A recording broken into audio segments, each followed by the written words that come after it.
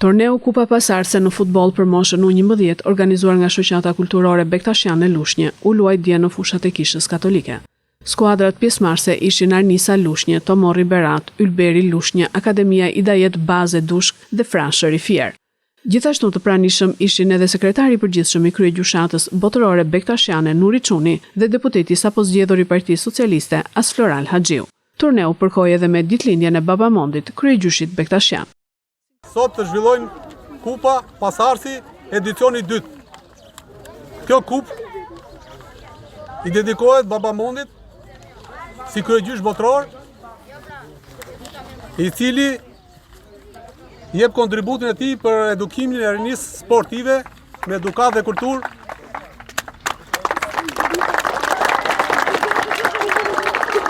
Sportive. Në modon sporti na bashkon.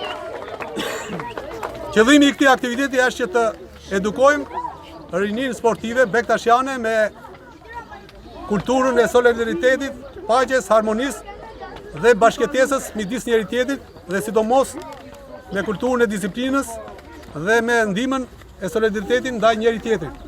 Urimet më të mira kemi nga kryegjyshi botëror Bektashian Haxhi Dede Baba Edmond Brahime.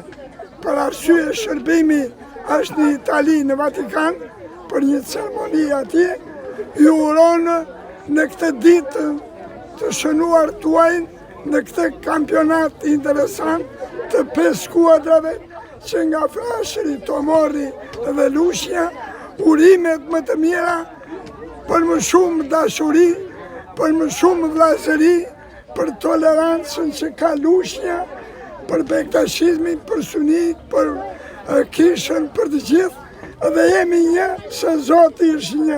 Kënaqësi isha sot prezent në këtë eveniment kaq të bukur, që në nder të personit për cilin bëhet kjo që është një shembull i bashkëtesës fetare për kushtimin nga i Zotit, urtësisë.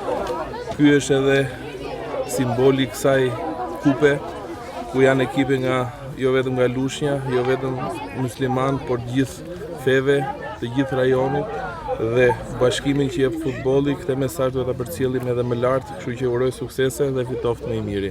Ne dim bëjmë gjëra të bukura. Bektashin din bëjnë gjëra të bukura, din ta kthejnë të ditë feste, shumë të bukur për fëmijët e qytetit tonë dhe të kolegut tonë nga Berati, Betar Fatijes. Njerëz përfitojnë nga rasti të uroj dhe Babamondin për ditëlindjen e tij dhe 100 tjera inshallah, dhe shpresojmë që ne të kalojmë ditë të bukura.